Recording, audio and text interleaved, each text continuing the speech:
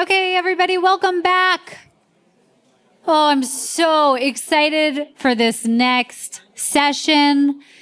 We have one of the most incredible founders in our midst and an incredible giving alumnus among us now. The founder of Gather AI. Shiv is going to do a proper introduction. Before Shiv does that, we want to show you a quick demo video of Gather's technology. So here it is. Our solution is easy to use. Start by picking the area of the warehouse you want to scan and take the drone and accessories to that area using our cart. In our iPad app, select the bins you want to scan. Place the drone on the ground and press takeoff. The drone flies autonomously, taking pictures of the bins you selected. Drones use labels placed on your racks to navigate and fly in most warehouse environments with no modifications. You no longer need scissor lifts or other equipment to do inventory, as the drones can go high up in the racking. They fly without Wi-Fi, work in the dark, in coolers, and operate in very narrow aisles down to 5'4". The drone lands when it's done collecting data or when the battery is low. Swap the battery and launch to continue a mission, scanning 300 pallets per hour. Use the time while one drone is flying to launch a second drone, and while they're both flying, launch a third drone, enabling you to scan 900 pallets per hour. After the mission is complete, images are automatically uploaded to our cloud for processing by our machine learning algorithms and displayed on our dashboard. Use our dashboard to view inventory matches, empty bins, and inventory exceptions, and search for missing LPNs.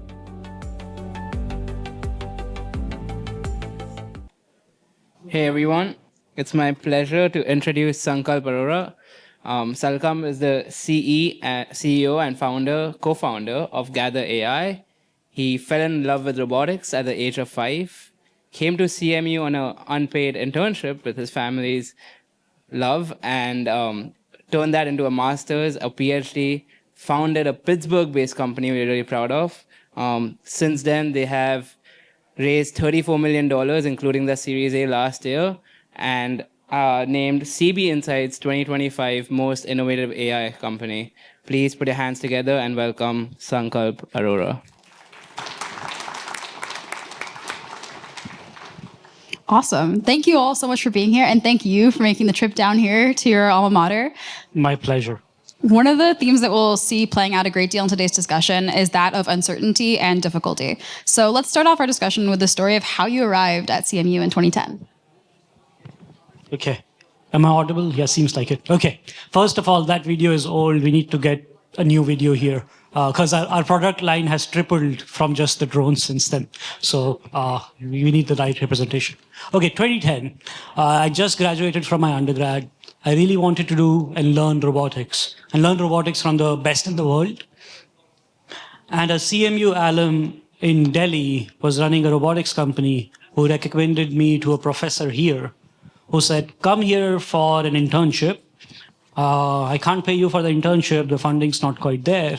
But if I like your work, I will keep you as staff, and then you can have a funded master's and a PhD since.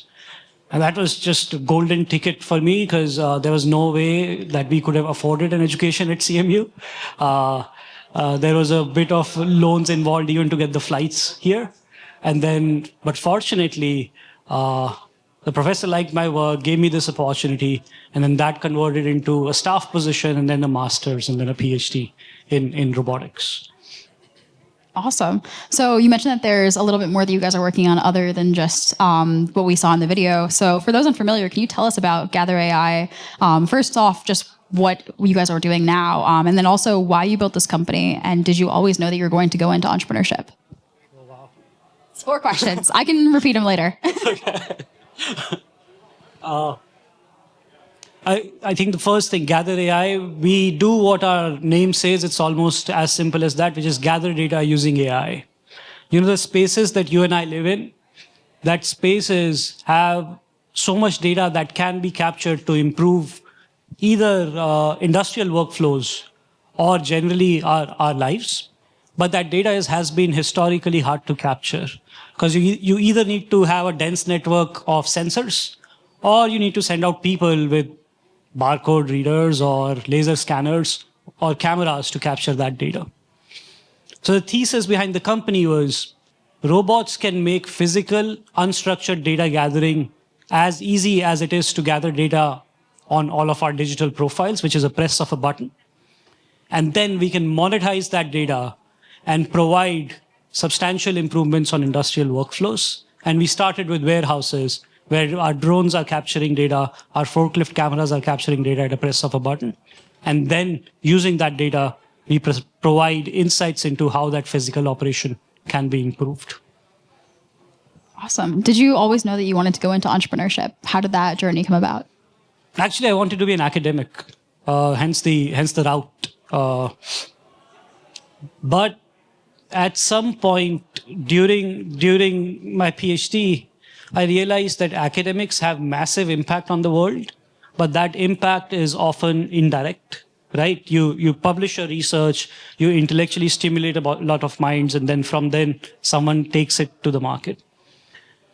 And something that I realized within me is I want to meet people whose life I want to impact, and I want to impact a lot of lives that I know can quantifiably say how. And entrepreneurship seemed like the most direct path to do that. So that was the sort of a switch that flipped in my head.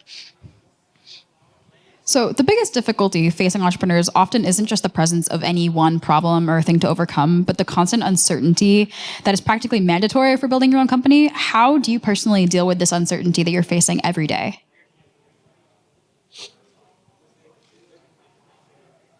I'll share an anecdote. I assume a lot of you are just starting at CMU, right? Is that right? Yeah, a lot of head nods. So there's a lot of uncertainty in front of you as well. And that's whenever you're doing something exciting in life, it usually is uncertain. The best way to look at it is what can I learn from this uncertainty and how can I think of it as a problem-solving exercise? When you have your own thing, your own career, your degree to run and your company, there are a lot of emotions attached to it.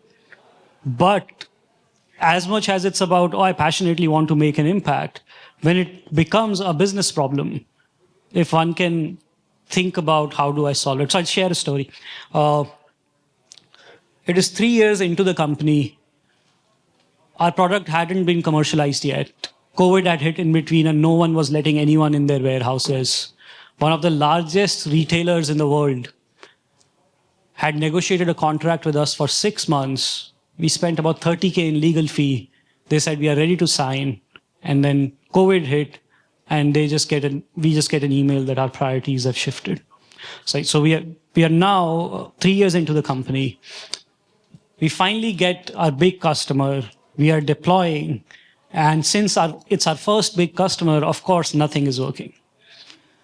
And this is a robot that is deployed there with a web dashboard that has to go, machine learning, autonomy, the whole stack has to work together. And I have a team of contracted developers in China. One of my co-founders is out because of his mental health. And we are just 5 people right now in the company. So it's just massive uncertainty in front of me of, this is not going to survive. This is our first contact with large commercialization. And it's not going to survive.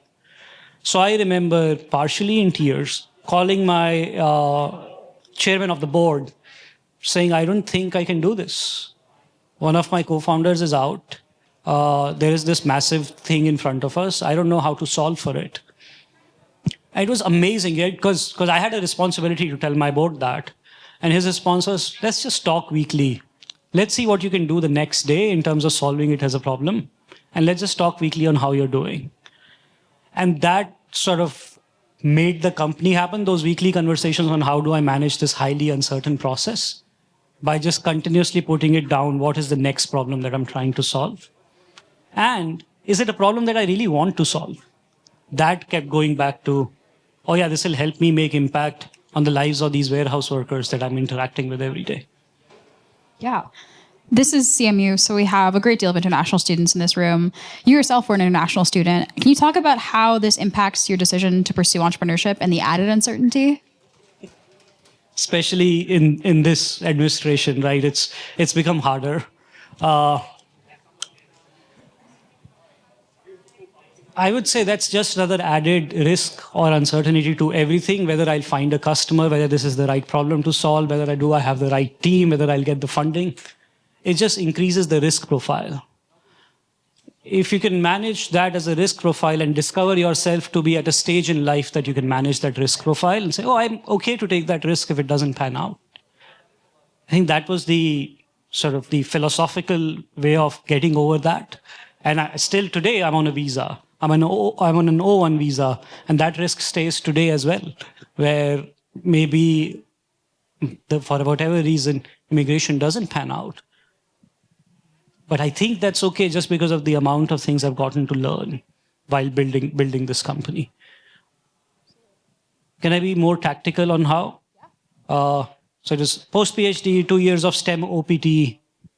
I think people who are immigrants would know. People who are Americans, you don't need to care. And then 2 years of STEM OPT, and then after that, O1 visa through that to get to work on your own company. Something else that I guess we spoke briefly about earlier was mental health, and that is often something that is entirely ignored among entrepreneurs. How do you measure the importance of mental health when building a startup, and what advice do you have for students both starting on their entrepreneurial journey and their CMU journey? Yeah, so all of you have come to a really competitive place. A lot of you, I'm pretty sure, were the best where you were, but now maybe you're one of 1,000. I don't know how big the batch is. Yeah. Okay. For undergrads, yes. Okay. And it's the same with startups, right? You're starting a journey in a very competitive marketplace. If you provide value at a price point that others can't, you will survive. And the only way to handle this sort of pressure or uncertainty is to really take care of your mental health. What do I mean by that? When you're running a company or you're going through a hard time, it's mostly the most lonely place to be at that time. And if somehow your chemicals in your brain can't let you think straight, they are going towards the more pessimistic side, it becomes very hard to find solutions. And it becomes more and more feels like that the walls are closing on you. It's like, okay, that all sounds true, but how does one take care of it? For me, it has been I've struggled with depression and anxiety throughout my life. And for me, it was making sure that I'm taking time for meditation, taking time for doing therapy, and taking my meds all together to manage all of it. But here I can say, because my first therapy session actually happened at CMU, here I can say the best thing is that you're not really alone. You just need to ask for help. So whenever it feels to you that walls are closing in, just ask for help.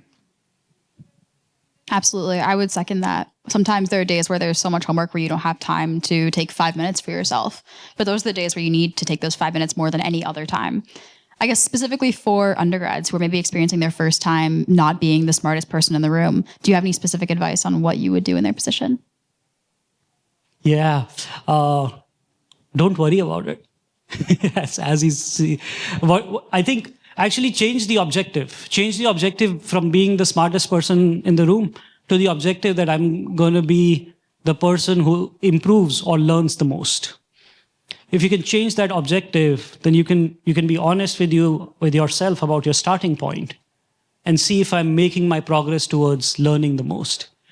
Because everyone around you, even though you might be in the same course or may not be, also have had their set of life experiences from which you can learn. So instead of being competitive in terms of getting the right grade or being part of a competition, be competitive. Can I be curious enough to learn more? Yeah. If anything, being the smartest person in the room is kind of the worst place to be because then there's no one to learn from at that point. Okay, so entrepreneurship is a roller coaster of ups and downs, but sometimes it feels like you're going down a lot more than you're going up. What keeps you going in times like these where it feels like there's no success? Oh yeah, it's almost all the time you're going down. Because if things are going well, you make your goals harder to go achieve them. And then it's always a struggle to get to those goals. And things are going not so well, it's downhill anyways. So for every customer that says yes, I think about 50 say no. For every investor that says yes, about 100 say no. So it's almost always going down. That's a great advertisement for entrepreneurship, right? But what keeps me going?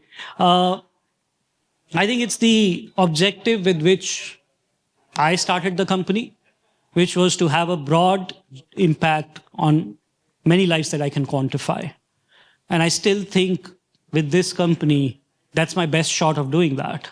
And that's my best avenue of doing it. So whenever times are really dark, I just go to my journal and remind myself of that core objective and then go towards problem solving. Yeah, finding your why is super important. So something that we discussed earlier was how the core objective of your company initially fell through and then later resurfaced. So I'd love to bring the conversation back to those first days when you were starting out Gather AI.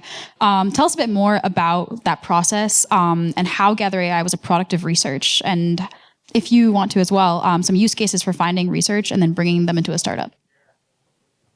Okay, remind me if I forget. 2014, we published a bunch of papers that got not just recognition in academic domain, but also industry. Quite a few companies actually approached us to say whether they can license the technology.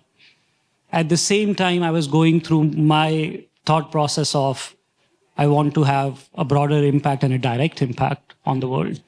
And said, oh, here's an opportunity that maybe we can go. So we're all nerds. And I basically decided that the two co-founders, Daniel Gitesh and myself, we're all in the same lab pursuing our studies, that we will make the autonomy engine for all the drones in the world. We'll make a platform. We are the best in the world for that. So we'll make an autonomy engine for all the drones in the world. And obviously, once we release the software, it'll sell like crazy, and we can have a great impact. Starting there, I then started saying, okay, I need to understand the problem and how to take this to the market. I started taking B school courses here, a little bit to the chagrin of my PhD advisor. By the way, CMU lets you do that. CMU lets you take courses from anywhere, any departments. Please make use of that. But then I also got to Project Olympus, I think at that time, with Kit, and started understanding how to solve this problem of taking or building a business. The main thing that Kit emphasized is you have to go talk to people. As a nerd, I didn't really like it. As a PhD student, I have never needed to talk to people really outside of sharing my research. But I think it was about 75 customer discovery calls, first through Kit, and then I was an innovation fellow here at Swartz Center. We got incubated here, back there in the office as well, where just the importance of talking to the customer and not just having the best technology in the world, talking to the people whose problem you want to solve came through. It was 75 customer discovery calls later that DJI and Qualcomm invited us to their research facility in Philadelphia, in UPenn. And we saw that around 400 to 600 scientists are working on the same problem, as the three of us are claiming that we are the best in the world. So even though we are the best in the world, they will beat us anytime because they are more focused, they have the funding. More importantly, none of them knew which is the platform on which their autonomy engine will go. They were still discovering the market. So that's when flip happened, that we have to go to direct to an end application because no one knows an application of an autonomy engine for flying vehicles right now. And we didn't have the deep pockets to build a platform, wait for 10 years and the market to blow up. That led to about 100 more discovery calls, mostly figuring out where does it fit best. And this need for supply chain visibility kept coming up. Finally, one of the courses that I was taking in the B school was sponsored by Emirates. And we got access to executives there. So I was running my customer discovery interview with them. What's your biggest problem? And he says, my biggest problem is I don't know what's sitting in my warehouse. And I started laughing because it's like, but you can scan everything. Why don't you know what's sitting in your warehouse? You're running an air cargo business. Everything has to go out in 2 hours. It's like, yeah, but people make mistakes. I don't know. I was like, okay, I know I can solve this problem. Get me to Dubai. I can show you how I can solve this problem, and then we can discuss further. And then they saw our product, flew us out to Dubai an year later, because bureaucracy takes time. And a year later, we were given 2 days to demonstrate the product and then fly out.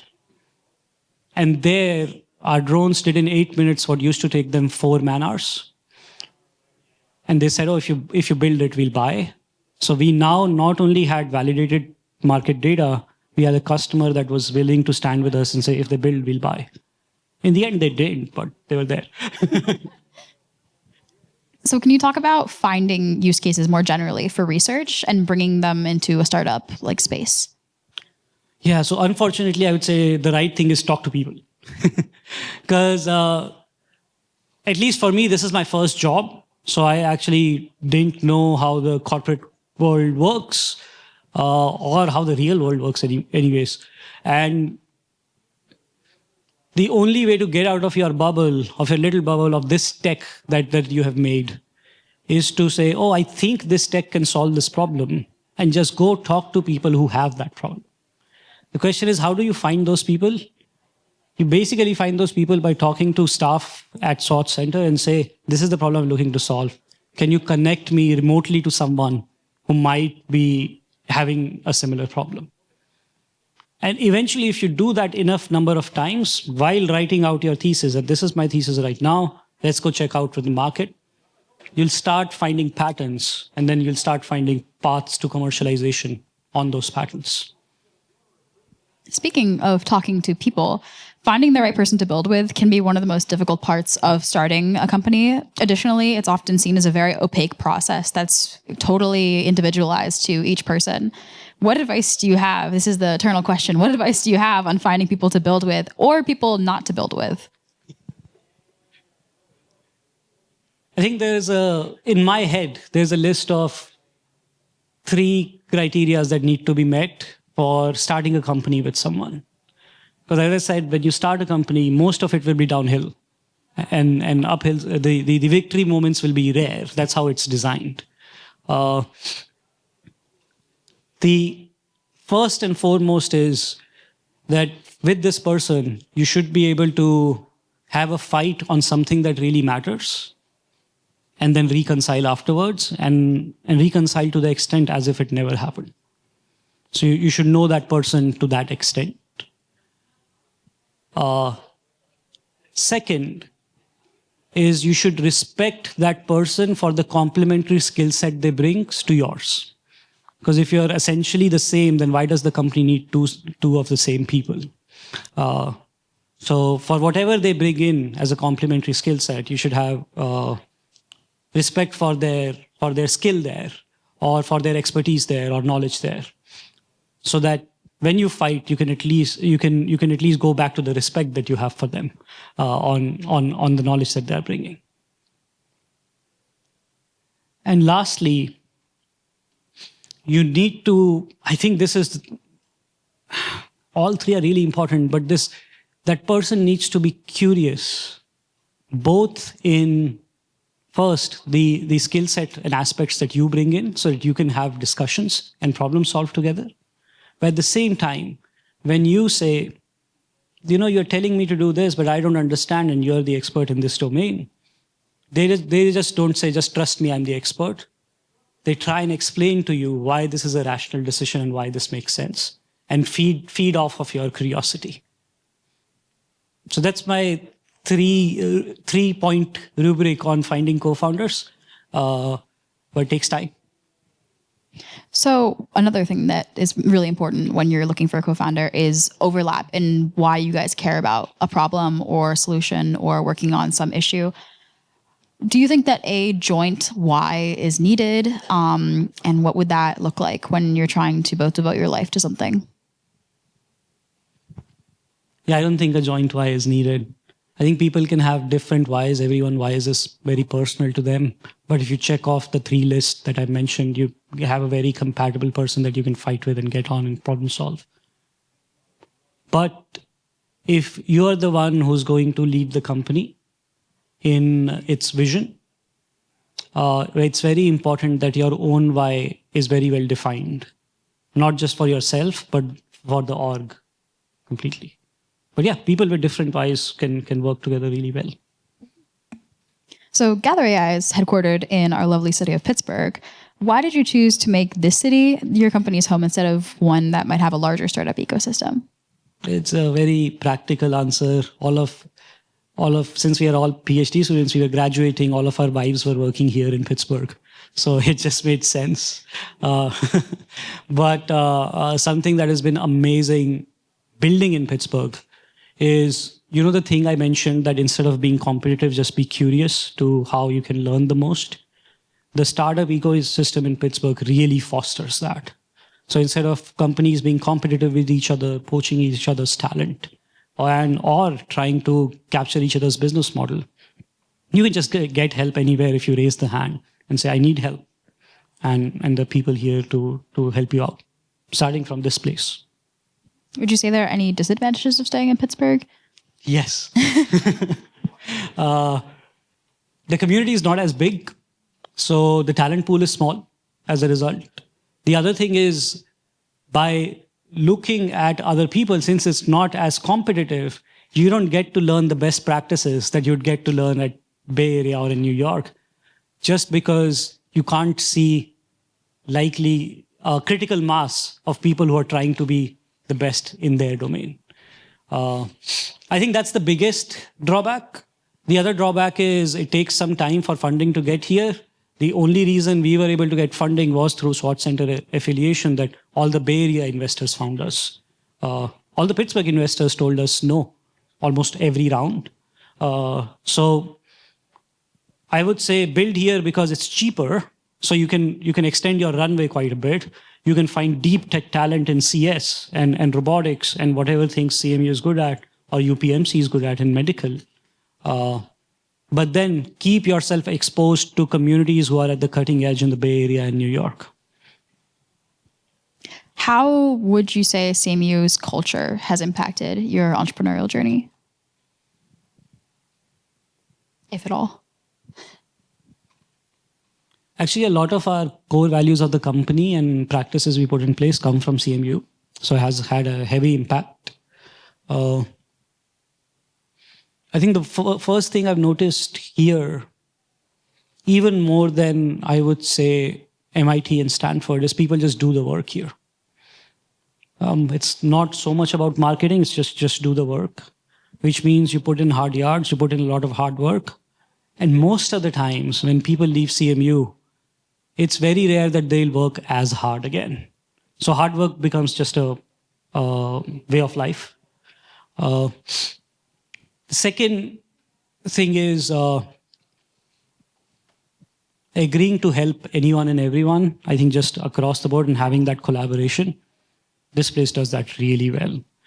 When I came here, basically I was in Field Robotics Center, and the corridors lined with names, people for whom I was reading their textbooks back in India, and they were there. I was so intimidated on just knocking at their door, but everyone was willing to help if you just ask. And that has carried over to us. And third is put down everything as a problem-solving exercise. Put down your thesis and follow the scientific method. I would really strongly agree with that. I think that everyone at CMU is so incredibly talented in their field. And it's super cool because you can essentially bring together an entire company just based on students here. You've got your design people, you've got your engineers, your computer scientists, your business kids. So depending on who you ask, college is either a time to lock in and study or to ditch classes and build a startup. What is your take on balancing school and entrepreneurship?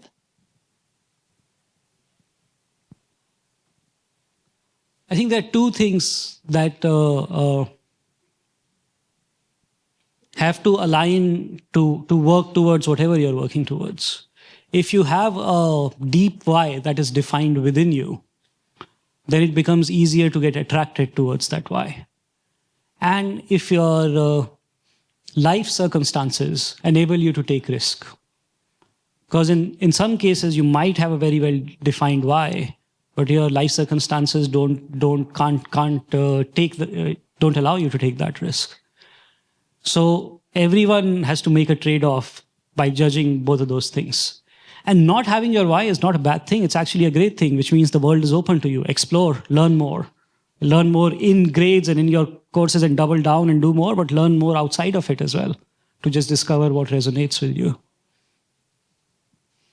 So moving on, pivoting to some of the more, I guess, technical important parts of working in a startup and building one over time. How did you find your first investor? And what was your strategy to get invested in the first place? Actually, our first investor was CMU. We were part of the McGuinness competition that happens for companies. So we got a prize there, our first $2,500 investment. Our second investor was CMU with Venture Bridge, the second program. But after that, once we got out of this cocoon, cozy place of CMU, finding investors was hard, mostly hard because we didn't know what we were doing in terms of a business model. We didn't know what we were doing in terms of the market size. So a venture capitalist or a business that lends itself to venture capital has to have three critical qualities. One is that the market should be big enough to have a multi-billion-dollar company or at least a few $100 million company. Second is the unit economics should be such that you can solve a problem, a compelling problem profitably and with healthier margins than a non-VC backed company, because you want to put that cash back into the company to grow even faster. And third is you should have a very well-defined unfair advantage. Now, the three things that I listed to you really came to me with around 70 no's from investors here in Pittsburgh and Bay Area. So our first yes was about 70 to 75th investor call. But again, following that scientific process, every no was an opportunity for us to improve our pitch, for an opportunity for us to understand what part of our thesis or messaging is not landing. So just again, following that scientific process helped. The other thing that helped, I think this is interesting. I didn't know about this. I'm trying to think about things that I didn't know that would have been useful. Is initially talk to people and investors who you don't want their money, you don't want their investment in the company.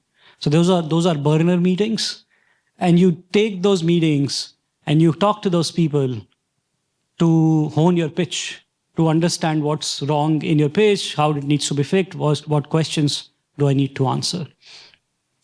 Then start going and talking to people whose money you really want. And at the stage, if you're starting from scratch and if you have a well-defined unfair advantage, if you find the right partner, they will define the business model with you. That's what happened with us. And don't take the first money that comes to you. Make sure you take the right money.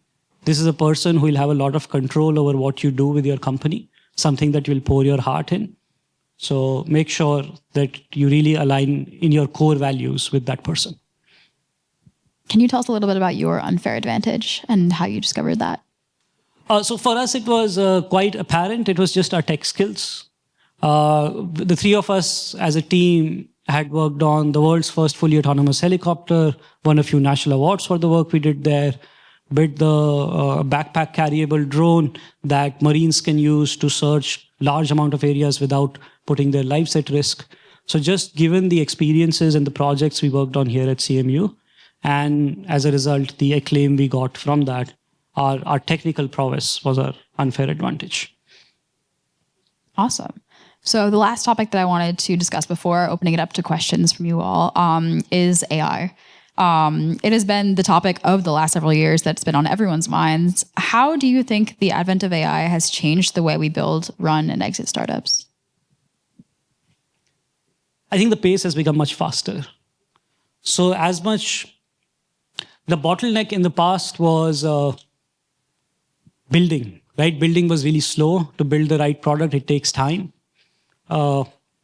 Hence, you would want to do a lot of research before you decide you want to commit the resources in building something. AI has flipped that. Building something has become really, I won't want to say easy, but it has become 10x faster to build something. At least in SaaS space, I would say even in robotics space, if not 10x faster, at least 5x faster. So as much as there was an emphasis on, has been emphasis on do a lot of customer discovery, that holds true, but now it's do a bit of customer discovery. If you land on a thesis, build something, test it quickly, and then do more customer discovery, because AI enables you to do that so that those iteration cycles can happen faster. Awesome. Thank you so much. Let's have a round of applause.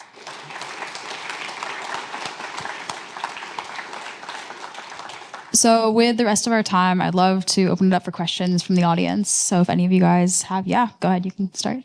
Thank you for the talk. I'm a PhD student from LTI, and I'd like to ask, I think you mentioned the criteria as for the co-founders, and you have your own criteria for hiring a new person for the employees. Yes, but that I don't have a 3-pointer for that. It's I think in short, you hire for attitude and not necessarily skill set. That's very important, specifically in early days, because everyone would have to wear multiple hats and solve multiple problems. So you hire for problem-solving ability, you hire for resourcefulness, and you hire for, again, value alignment of that person with the problem that the company is solving. Other than that, the rigorous process that we have is we have a list of 120 traits for every position we hire. We pick out the 5 traits that matter the most to us. We have a rubric of questions that test for that traits, and then and a process that tests for that traits and go forward. If you're interested in it, I can share that with you. Yeah. Oh, hello. Again, thanks for the talk. And I'm a first-year master's student at the INI. And you mentioned about the first investor, like take the right money, not the first money, and alignment of like core values with that individual, because they're going to have a lot of kind of overseeing and power over the future of your startup. So can you talk a little bit more about that? How you align those values? Do you think those values, those core values, are kind of like maybe generalized and they can be applied in a general sense for different companies, or are they very specific? And how do you even come to find those so that you can communicate those and then kind of find those to be reciprocal with your first investor?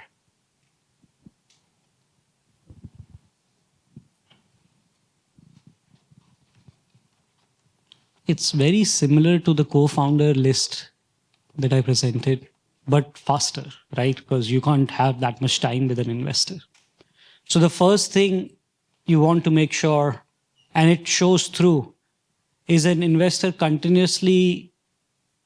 are they continuously curious about your business model or continuously curious about the problem you're solving? Because your first check should really care about the problem you're solving. And try and understand that deeply and have conviction that that's the right problem to solve.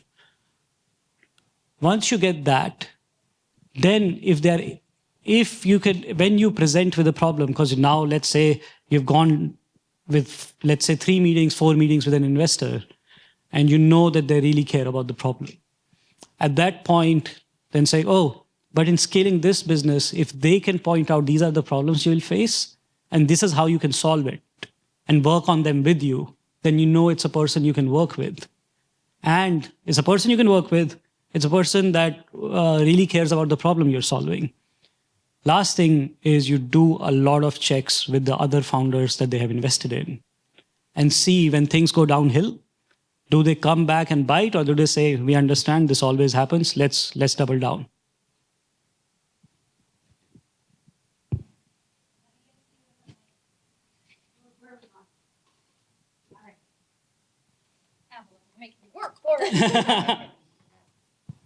Hey, thanks for speaking with us. I'm curious if you could get into the nitty-gritty details of the really early days of Gather AI, and specifically how you found that exact problem of inventorying. It doesn't sound like you necessarily were growing up in warehouses and had it at the ripe age of 3 years old. So I'd love to hear how you located that.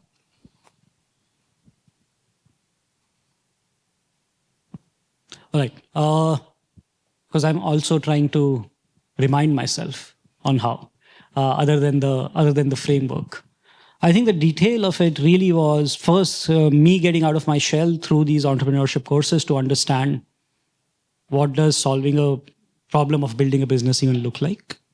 But now you can learn that from ChatGPT fairly quickly. I think that's one thing that has changed. You asked another thing. Sorry, I'll go back answering another question. What's different in building products with AI? You can do customer discovery interviews with AI because it can take almost any persona you want it to take. So that's a key. You can learn about almost any vertical, any specific niche you want by just having this personal tutor on your phone. So the learning also comes fast. Sorry, this was the answer to what changed with AI in building startups. Coming back. So then once getting that exposure, it was genuinely, I think here I reached out to Kit. I told Kit, this is what we are trying to do. Kit was like, go talk to this person. I talked to that person. That person said, I know these two people, go talk to them. And that led to about the first 25 or so calls. And I think that was part of the iCore program here, NSF iCore here in CMU. And once we started doing that, I realized we now need to write up what we are thinking, how we monetize this, and started crossing off thesis. It was basically a network effect on how to talk to more people with a thesis every time and understand. Does that help? Okay.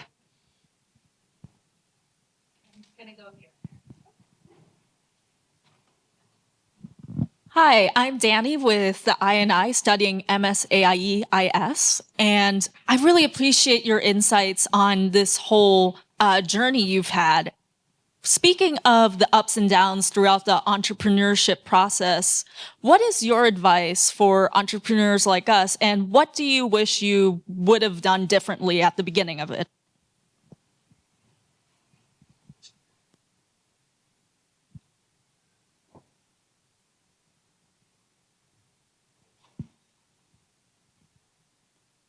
Somehow the ups and downs and the advice on that is actually easy because I touched on that. It's just a risk profile, right, that you're managing. If you see something that, you took a loss in not getting the funding you're looking at, not signing the customer you want, it's like, how many more reps do I get on this, given the runway do I have, or given the time I have to build this? That emotional separation takes time. And every time, first time, it's like, am I not doing this right? But if you can separate yourself from the process, I think that helps a lot. But that only comes through practice. But anytime you're doubting yourself, if you can remind yourself you have to separate yourself from the process, you can usually try and figure out what's the solution. Sometimes the solution is to give up, and that's okay. But you'll at least make the most rational decision you can. What was the second question? Yes, done differently. Our first check out of CMU was, our first round was $2.5 million round. I had never seen that much money in my life. I never thought I'd see that much money in my life. And I wanted to save every penny of it. I didn't want to spend a single dollar.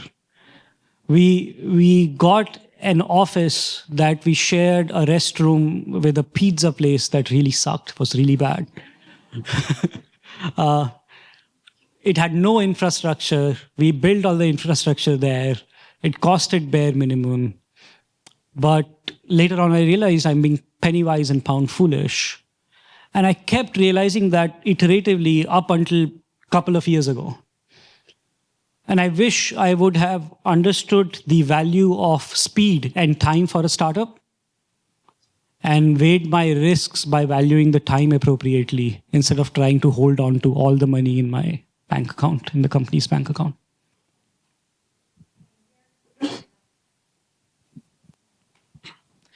Thank you both so much. Also, the really interesting questions and equally insightful answers. CMU has a lot of resources, especially Swartz, in respect to mentorship, whether it's other entrepreneurs in residence. So I was curious what the roles of mentors played in your journey with Gather AI, both how you found them and then how often you keep in touch. Oh yeah, really big role, because as I mentioned, this is my first job, so I really didn't know what I was doing. I sort of know now, but sort of. Or a little bit more, I would say, not even sort of. So as I said, I went to Kit first when we had the business idea, who used to lead Project Olympus. I don't know if she's leading Project Olympus now. Do you know? Oh, okay. So now you have a person you can go to. And then understanding from her how to even approach the problem. And then discussing that problem with multiple people. With David here, and I was an innovations fellow, which is a program that Swartz Center run, and they had classes on how to think about business. And from that, I got introduced to Rob Meyer, who was an EIR at that time. And I was like, yeah, I know the tech. I don't know anything about business. So teach me everything as we try and go to the market. And I met Rob twice a week at that time, spent every time I met with him, an hour with him, getting to the next step. And he was there with us up until the point we got that $2.5 million. And then say, now you've got it. But we still stay in touch. With Rob, I talk at least once a month. And Swartz Center helps out whenever they can. They're just so generous. Actually, two of our off-sites as a startup, this is me holding on to all the cash in the bank that for the company, was actually done here in this room. Some more hands up. I'll get to the back, and then I'll go over to that wing. Okay. I don't know what's going on. Okay. I don't think Oh, we can hear you. it's good. Oh, okay. Hi, I'm Kirti. I'm a student of the Integrated Innovation Institute. And first of all, thanks for coming here and sharing your insights. My question is regarding you mentioning getting advice from people and talking to more people. So the more you talk, the more there's a possibility of getting confused. And how do you filter out what's the right advice and what's wrong? Oh, that's such a good question. The scientific process helps with that. Because if you have a few theses, some advice will align with that thesis. Some advice will put you away from that thesis. And at some point, you will figure out what rational approach is making more sense. So I think a warning is that I learned is don't attach too much weightage to experience. Because by default, you're going out to do something new. But the most important thing is attach the most weightage to the person whose problem you think you're solving. And if you talk to enough number of them, you will have sufficient conviction with you. But I think the last thing is whatever advice you get, the decision is in the end yours, so own it, even if it's against the advice. Sir, in the middle back. Thanks. Hi, my name is Rohan. You had talked about finding really good first investors specifically, and you said you want to make sure that they don't bite when things are going bad. I wanted to ask, what are the questions you can ask some of their other companies they've invested in for when things went bad? What is a good action that an investor can take? Is a bad action in putting pressure in the wrong way? most of the time, it's just asking when things went bad, how did they problem solve with you? And founders who said, they just told me to go figure it out. Stay away from investors whose founders tell you they just told them to go figure it out. And they say, oh, they provided me these resources to solve it. And they gave me these framework to solve it. Because you are doing this maybe for the first time, maybe for the second time, but they see hundreds of these, so they have pattern recognition. They should be able to help. But if they say, go figure it out, or here's a framework, just go do it, instead of rolling up their sleeves and joining you in how to solve it, I think that's the test, really. Hi, I'm a master's at Heinz in business analytics and business intelligence analytics, and I kind of have two questions.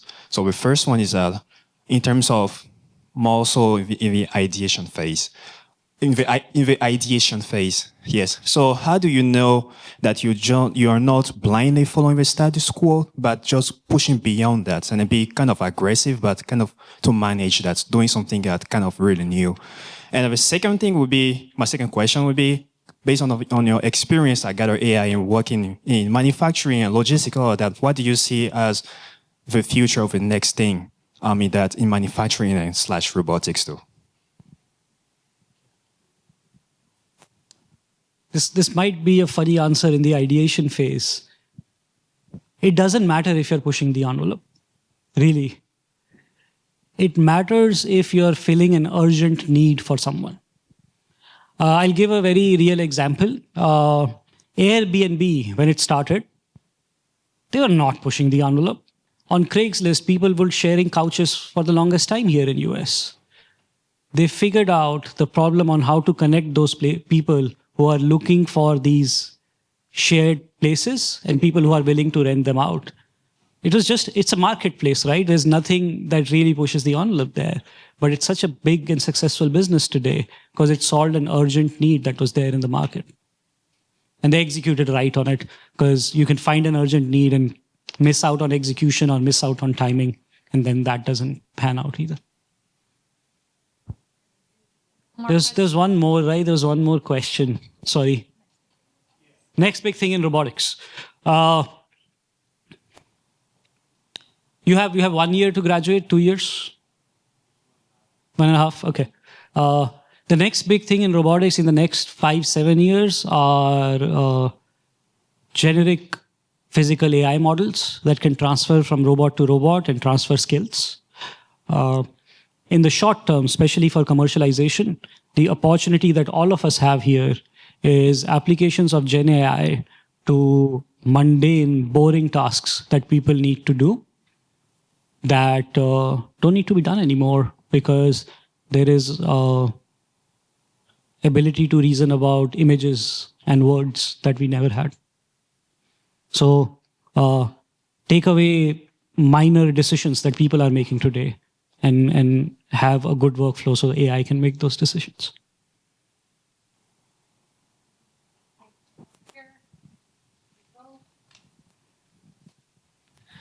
Hi, my name is Maciej. Thank you for being here and sharing with us. My question is, did you have any other ideas? And my guess would be yes.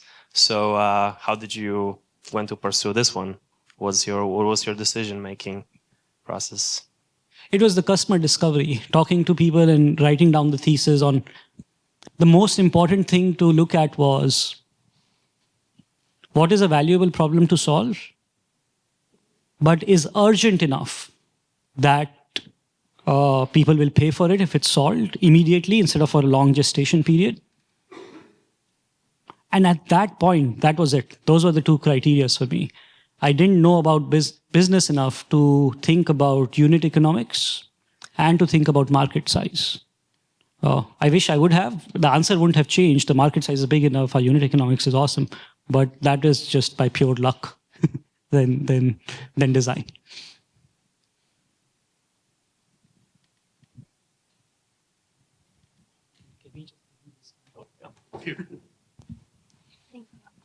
It's done? Oh, maybe. Hi, I'm Umang. I'm a biomedical engineer, and the thing that you talked about for my background, I've been in research, and I want to do a PhD, and I've started to feel the same things that you're feeling, that you felt long back, which was like the impact you have in person, or like. So my question is like, did PhD like help you out while you were doing the this development of your idea and your startup, or did it start getting in your way?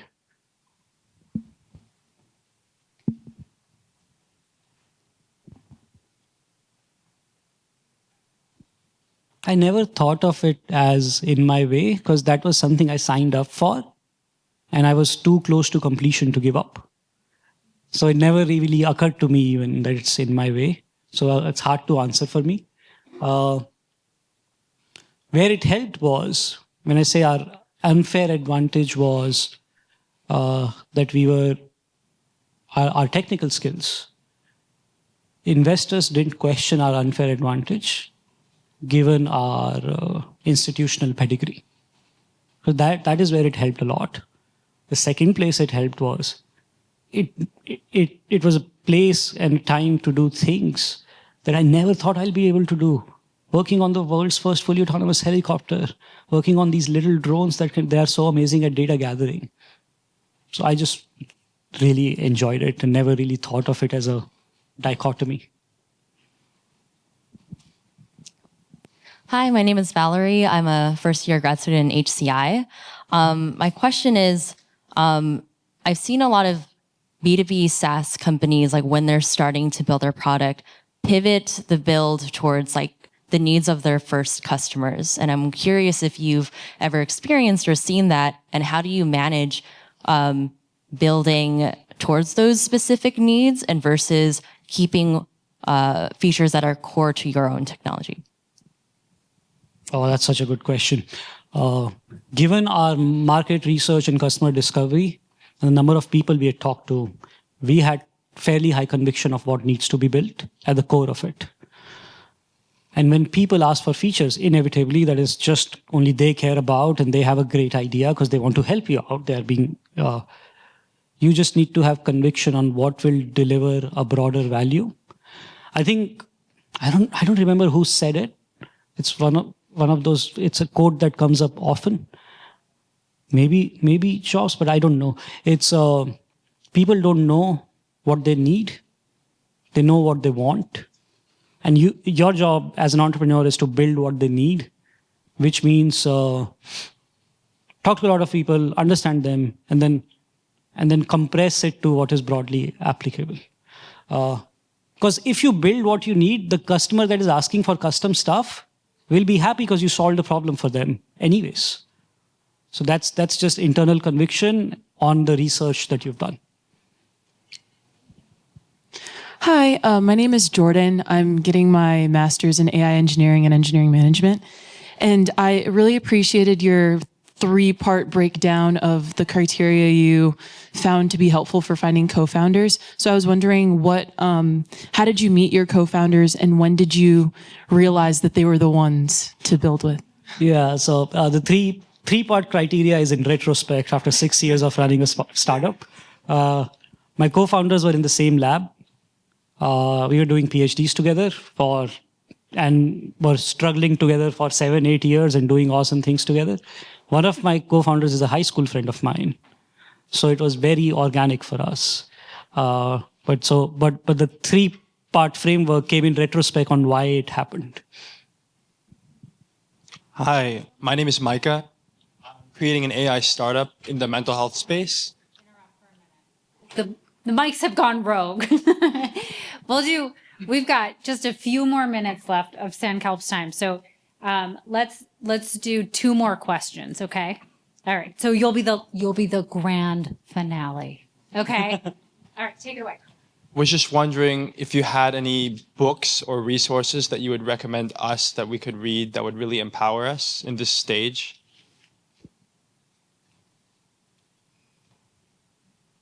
How many people are you? 3. 3.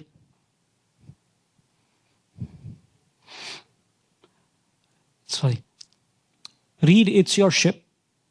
It's for everyone to have more ownership on what needs to be done, and have all of you read it together. What's it called again? It's Your Ship. Your Ship. It's Your Ship. The other one, not related to entrepreneurship, but a really good book to read to not fall into traps that all of us fall into, as irrational traps that all of us continuously fall into, is Thinking Fast and Slow by, it seems like you've read it, so that's good. Another entrepreneur recommended that to I me, see. So yeah, thank you. And it's a bit, actually the third thing is not a book. I would read the essays by Paul Graham, founder of YC. I think he has a lot of essays, but just going through them is quite compelling. Hi, I'm Kayla, and I'm a first-year master's student in the Robotics Institute. And I guess since I'm at the beginning of my journey in grad school, and you've already been through MSR and PhD in robotics, I guess my question is if you can go back knowing what you know now, what advice would you give yourself or anyone else in your shoes? Maybe I've said this before, but I was really a loner during my studies. And I wish I would have collaborated more. I would have learned faster. So I don't know if that helps. And I guess last question is out of curiosity, what lab did you work in and who's your advisor? Oh, Sebastian Scherer. I was in the air lab. And then before that, because he was still doing his PhD when I got my internship at CMU. So that was with Sanjeev Singh. I don't know if his lab had a name, but it was in Field Robotics Center. Thank you. Great final questions. I like how you snuck 2 in there. This is a solid strategy. Sankalp, thank you so much for being here.